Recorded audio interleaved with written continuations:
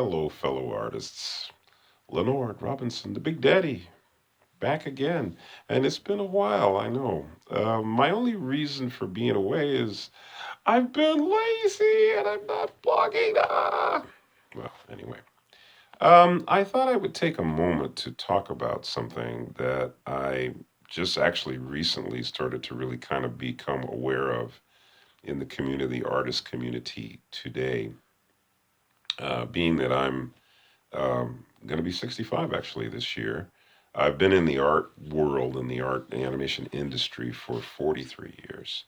I've been an artist longer than that, even. And I have been talking with various artists, some of my daughters actually, who are also artists, and young people who I train. And I didn't really understand. I would hear this quite a bit about young people today talking about how hard it is to be an artist or how difficult it is to learn. And I honestly didn't grasp what they were talking about because I thought, well, you guys have the internet, you got all these people you can look at, you got all this training that's available. People are teaching you left and right. And I'm thinking, how could it be harder to be an artist this time? And my daughter was talking to me about this, and she brought up the fact that, and I don't know whether this is the case with a lot of folks, whoever happens to watch this or know me or watch my videos.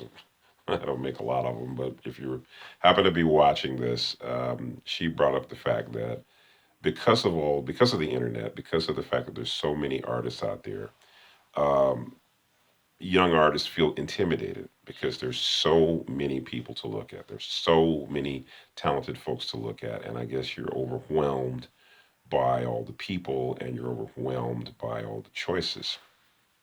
Um, And I can honestly say that I guess I couldn't really relate to that because I come from an era where um, you became an artist because you had skill already.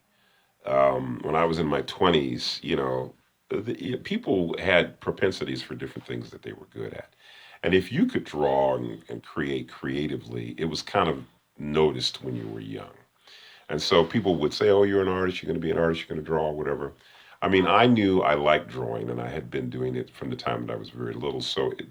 And I could do other things, but I think it was obvious to my family and to my friends and colleagues and the folks in school that this was something that I was good at, and I was obvious to me, and it was something that I even myself wanted to do. And so the difference was is that in those days, and when I say those days, I'm talking I was born in the 50s. Okay, so we're talking 60s, 70s, like that. If you want to be an artist, you went to art school or went to, you took art classes. Um, and we didn't have the internet, you see. So the difference was we didn't have that dynamic of suddenly being inundated by all these talented people. What usually happened was you found a thing that you liked, and also too the big difference between artists, I think today and back then, was that artists kind of fell into two categories back when I was coming up.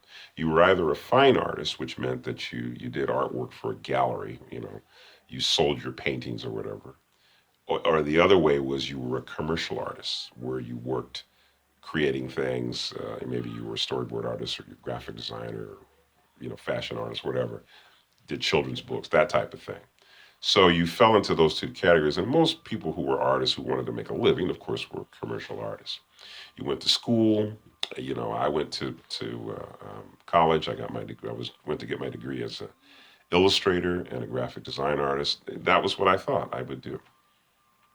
Today, you guys have so many possibilities, and you are inundated with a lot of people. Back then, I go in a class, and there might be out of 20 people, there might be two or three who are like were really, really good. And of course, those would be the ones that everybody kind of gravitated to. Whereas I'm guessing you guys today, you go on the internet, and there's, I guess, literally thousands of people that are really good, which I can kind of see that too. So So I wanted to comment on that because, I realized that, gosh, I hadn't really thought about it that way. Well, here's the thing. It's not so much that it's harder, it's that when you have more choices and you're inundated with a lot of talented people, I could see how it could be intimidating. What got us through as artists, people my age and people who trained at the time that I was training, was that we had tremendous passion for what we did. We knew that we wanted to be, um, you know, I knew I wanted to be an animator, for instance, or a designer or whatever. I knew I wanted to do that, so I worked towards it. And you guys today, you come in maybe with a certain amount of drawing skill or a very low amount of drawing skill, but you see all these things you could be, and so you're just naturally, inundated by all these choices. So I could see how that could be difficult. Um, but what you really have to do ultimately, you always ultimately have to decide. You have to you make up your mind. What is it that turns you on? What is the thing that you like to do? And then focus on that. That's probably singly more important than anything else you can do. Because if you have too many things going on, you're going to get distracted and you're not going to really know um, what you want to do, and you're going to be frustrated. There are a lot of talented people in the world, and I would guess that you have to kind of look at it like this. Um, the community of artists now is obviously a lot grander, bigger, or more noticeable now than it ever has been because of the internet. Realistically, it's always been that way, really.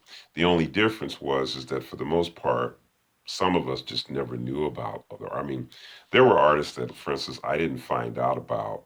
European artists that I didn't find out about until golly, till I was like in my 20s. I mean, I went through school and everything, and by the time I was in college, I maybe occasionally saw. In fact, actually, now that I think about it, it wasn't until I moved out here to Los Angeles, and I think even after that, I think man, I think the first time I discovered European artists, I think I'm gonna have to say it was because of my interest in anime. I love anime. I love Japanese animation. And so I was really into collecting anime. And I think as a result of that, I started to see manga and I started to see the Japanese cartoons, and I started to see how good they drew. And I thought, wow, gosh, I never realized the Japanese artists were that good. And so as a result, I started to study more. And I think the more I looked at Japanese art, the more I said, well, what else is there? I started looking at Italian artists, French artists, so on and so forth, and realized, my goodness, some of the best artists in the world are European artists. And obviously, they didn't just suddenly become good; they had been like that for a long time. But with the internet, you guys just click, click, click, and boom, you'll see artists from everywhere.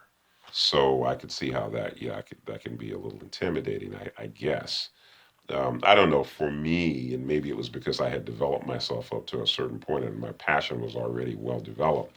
Maybe the difference was is that I was already well on my way to being what I was going to be as an artist. So I wasn't going to be pushed off of that easily. Whereas I guess if you're getting started and you see all these things, I guess it could be a little intimidating. One of the things that we have out here in California, for instance, is we have lots of conventions that you can go to where you meet other artists. And I know one of them, for instance, that's very common is the Creative Talent Network (CTN) Expo, which happens every year and in Burbank, and it's an expo where animators collect, cartoonists collect, and it's a nice convention, and they're just becoming more and more of these types of things. Just recently, in the last this past year, in fact, they we have a new one called the Lightbox Expo, which is very specifically sort of designed toward people who are in the animation business. Excellent expo, wonderfully put together, very well organized expo. And there's lots of that type of thing. There's the San Diego Comic Con, which has been going on for years, a WonderCon, Long Beach Comic Con, LA Comic Con. There's a lot of places you can go where you'll meet other artists. So, what to do? Well, like I said, you have to develop your passion. You have to feel strongly about what it is you want to do. No one can make up your mind for you about what you want to do. And as far as learning is a continuous thing. Now, most of you, any of you who have ever taken any of my classes know that I always say you draw constantly. You carry a sketchbook around, you draw. This is what I do. I've been doing it for 40, 50 years, however long I've been drawing, And it's my claim to fame. I say you draw, you keep drawing. That drawing is an exercise that you need to continuously exercise every day. You eat every day to be nutritious. You feed your spirit on the Word of God every day to be built up spiritually. You develop yourself as an artist continuously to be a good artist. All of these things require effort and time. If you were going to exercise and be healthy, and you wanted to look good, you'd have to do that, right? So anything you do and put into practice, that's how you get good at it. So for all of you young artists, I wish you well. I think you actually live in a wonderful time.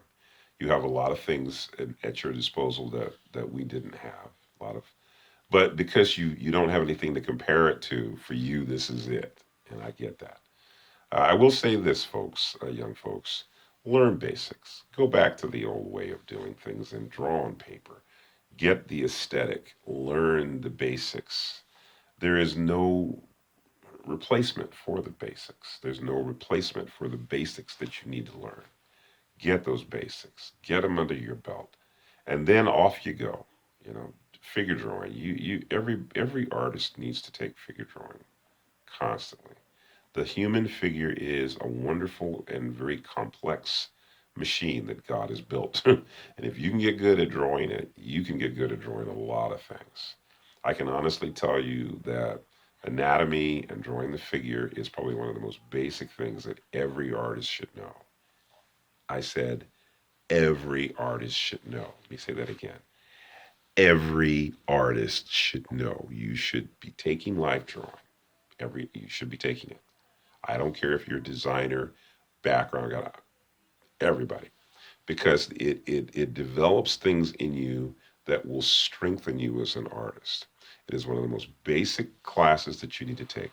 Life drawing. You need life drawing. Take life drawing, okay? The only reason why I make a big point of this is because I've had students say to me, "Well, I'm a background artist. I don't even draw people." Or, "Well, I do designs and logos. What do I need to draw people for?" Well, what you want to be is a good draftsman, right? You want to be able to create well, right? You want to be able to be effective in your drawing, right? Well, this is why I'm telling you to take life drawing, because it is a basic thing, and it develops other skills so that all of the other things you want to do are going to be stronger. Yeah, of course. If you're a background artist, and you obviously you're going to learn perspective, and I'm not saying you don't learn that. If you're a designer, whatever. Yeah, you're right. But it's anatomy, life drawing, these things, because they're so basic, they will strengthen you and give you the basics that you need, and give you the confidence you need to be a stronger draftsman. And that's always going to be a good thing. All right. Well, the video getting a bit long. It has been a while since I've spoken. I'm going to upload this. I hope you